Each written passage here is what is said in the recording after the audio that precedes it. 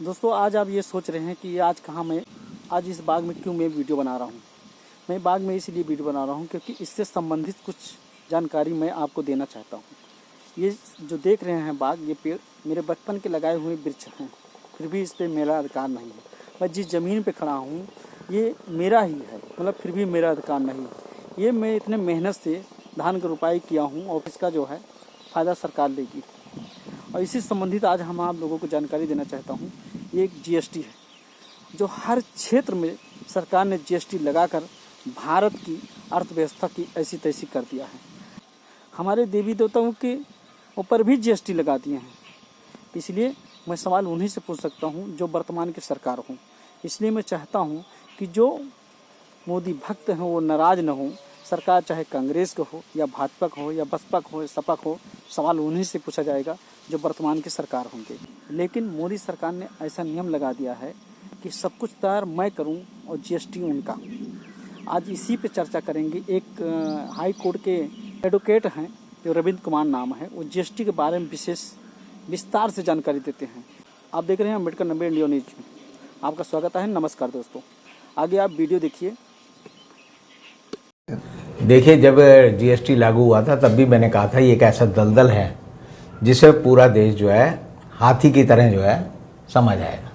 दलदल के बारे में मशहूर है कि अगर हाथी दलदल में फंस जाए तो वो जितना बाहर निकलने की कोशिश करेगा वो उतना ही उसके अंदर धंसता जाएगा और अंत में वो खत्म हो जाएगा। तो मोदी जी ने बड़ी ताकत और बड़ी मेहनत और बड़ी अकल लगाकर 15 अगस्त 2017 को जो जीएसटी नाम का एक दैत्य हिंदुस्तान को दिया, वो दैत्य अब जो है पूरे देश को धीरे धीरे अजगर की तरह निकल रहा है। अब आप देखिए कि जीएसटी में अभी सावन के पहले सोमवार को ही भगवान भोले शंकर को हिंदू लोग जो है दूध चढ़ाते हैं, उनका अभिषेक करते हैं। और उसी दिन मोदी जी ने कहा कि भगवान शंकर के अभिषेक में भी जीएसटी ली जा सकती है। तो उन्होंने वहाँ पर दूध पे भी जीएसटी लगा दी, घी पे भी लगा दी, मक्खन पे भी लगा दी, दही पे भी लगा दी, छाछ पे भी लगा दी, राई पे भी लगा दी, आटे पे भी लगा दी, चावल पे भी लगा दी, दालों पे तो पहले ही लगी हुई है। उसके बाद उन्होंने कहा कि अगर कोई घूमने जाएगा तो 1000 रुपये का जो बजट होटल जिसे हम बोलते हैं गरीब लोगों का होटल, धर्मशाला भी 1000 रुपये ले लेती है, वहाँ पर भी 12% जो है जीएसटी लगा दी है। फिर उन्होंने कहा बीमार होगा तो अस्पताल जाएगा तो अस्पताल के बेड पे भी 18% जो है जीएसटी लगा दी है। इसी तरह आप देखेंगे कि बच्चों को लिखने पढ़ने का शौक़ होता है तो बच्चों की किताबों पे जीएसटी 12% है। आज के दिन जो है अगर आप बच्चा जो है कॉपी लेने जाएगा, कलर लेने जाएगा, प्रकार लेने जाएगा, कुछ भी लेने जाएगा, उस पर भी जो है 12% जीएसटी मोदी जी ने लगा दी है। तो एक तरह से जीएसटी सिर्फ एक चीज़ पे नहीं है, वो आपके हगने पे नहीं है, मूतने पे नहीं है, उसके अलावा आपके खाने की हर चीज़ पे जीएसटी लगी हुई है। और जीएसटी लगाते हुए सरकार को जरा भी शर्म नहीं आई कि गरीब खाएगा क्या, गरीब आदमी खाएगा क्या, गरीब आदमी रहेगा कैसे, गरीब आदमी जिंदा कैसे रहेगा। एक तरह से सरकार का षड्यंत्र है कि लोग जो है, मैं हमेशा पहले भी बोलता हूँ, कई लोग मुझसे पूछते भी हैं कि आप कहते हो सांडे का एक वो होता है जानवर, तो सांडा होता क्या है? तो सांडे का एक तेल बनता है जो कि दिल्ली में जामा मस्जिद, लाल किला और कंपनी बाग हमारा एक होता था, वहाँ पर जो है वो सांडे का तेल जो है, सांडे के जो बड़े बड़े जानवर होते हैं मगरमच्छ की तरह, उनको वो जो है कढ़ाई में रखकर थोड़ा सा तल कर गर्मी देकर उनका तेल निकालते थे और उसका इस्तेमाल जो है तिला फकीरी के लिए होता है। तो बाकी जो है सांडा जो है उसको खाने पीने की जरूरत नहीं होती, उसे आप जो है हवा में नमी जो आजकल खूब है वो नमी चूस कर जो है हवा में जिंदा रहता है। उसका एक बड़ा रूप जो होता है खो होता है, जो राजस्थान में पाया जाता है, जिससे चोर उचक्के जो है किसी महल की दीवार फांदने के लिए किया करते थे। जी। उसको रस्सी बांध देते थे और उसको दीवार पे फेंकते थे, तो वो जो है उसकी जो चारों हाथ पांव होते थे उनमें वो स्पंज टाइप कुछ होता था, वैक्यूम, तो वो जितना उसे खींचोगे उतना वो जो है उससे चिपक जाता था और वो उस पर चढ़ जाते थे। तो मोदी जी ने देश के लोगों की हालत ऐसी कर दी है। अभी देश के लोगों को पता नहीं कि फसाई एक्ट जो है, जो खाद्य सुरक्षा कानून एक बना हुआ है देश में, उसमें अब ये एक प्रावधान है कि अगर कोई आदमी सरसों का तिल का तेल खुलेआम बेचता है तो उस पर उसको जो है 6 महीने से उम्र कैद तक की सजा मिल सकती है। 50,000 रुपए से लेकर 10 लाख रुपए तक का टैक्स देना पड़ेगा, उसे जुर्माना देना पड़ेगा।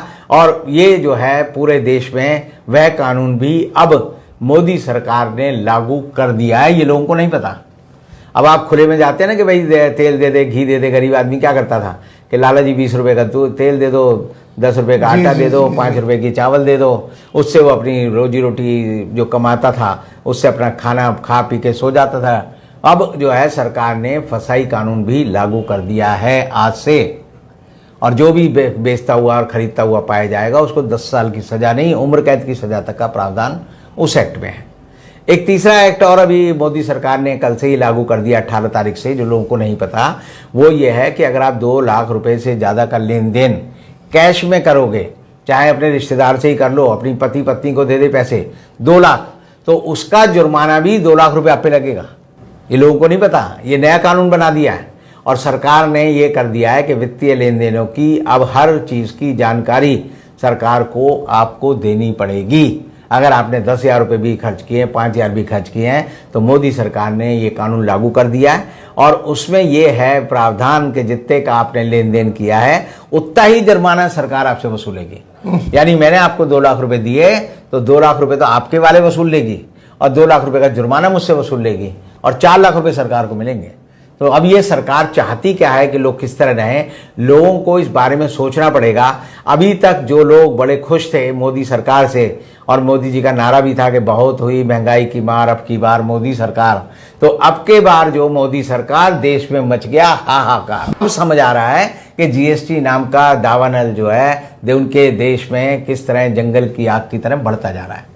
और लोगों को समझ आने के लिए ही मोदी सरकार जो है अब इस समय जो है लुलू माल का बात करेगी, कभी ऐसी बात करेगी कि भाई कांवर वाले आ रहे हैं तो उनके ऊपर फूल बरसाओ, बाहरों मेरा महबूब आया है।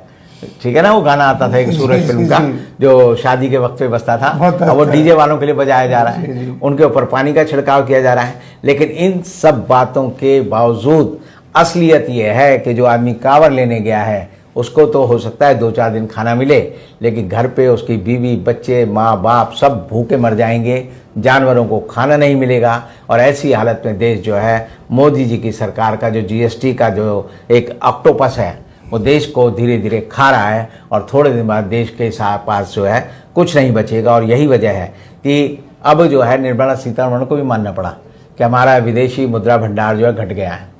अब वो जो है 580 बिलियन US डॉलर रह गया है, जो कि चंद दिन पहले ही 621 बिलियन US डॉलर था।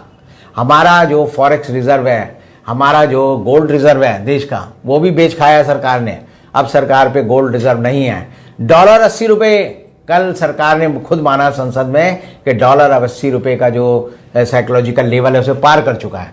और अब डॉलर में कह सकता हूं कि अगले महीने जो है 90 रुपये बड़े आराम से पहुंच जाएगा। अगस्त में जब झंडा फहराया जाएगा तो डॉलर जो है 90 रुपये मिलेगा, और जो रुपया है वो अपनी जो है आत्मा को ढूंढ रहा होगा कि मैं कहाँ हूँ। तो ऐसी हालत में जो अर्नेस्ट एंड यंग है और जो दूसरी संस्थाएं हैं, उन्होंने भारत की जो विकास के पैमाने हैं वो घटा दिए हैं। उन्होंने कहा है कि भारत अब जो है मंदी की चपेट पे आने वाला है, और मंदी की चपेट पे आने का लक्षण ये है कि अगले जुलाई महीने में 1.5 करोड़ लोगों के रोजगार छिन गए हैं। 1.5 करोड़ लोगों के रोजगार एक महीने में छिनने का मतलब है कि 1.5 करोड़ परिवार जो है पूरी तरह से नेस्ता नाबूद हो गए हैं।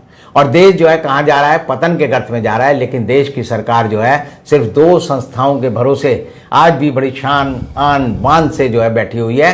वो ईडी है, सीबीआई है, एनआईए है, इनकम टैक्स है, और उनका डर दिखाकर वो देश की राजनीति को खत्म कर रहे हैं कि जो बोलेगा उसे हम जो है बंद कर देंगे।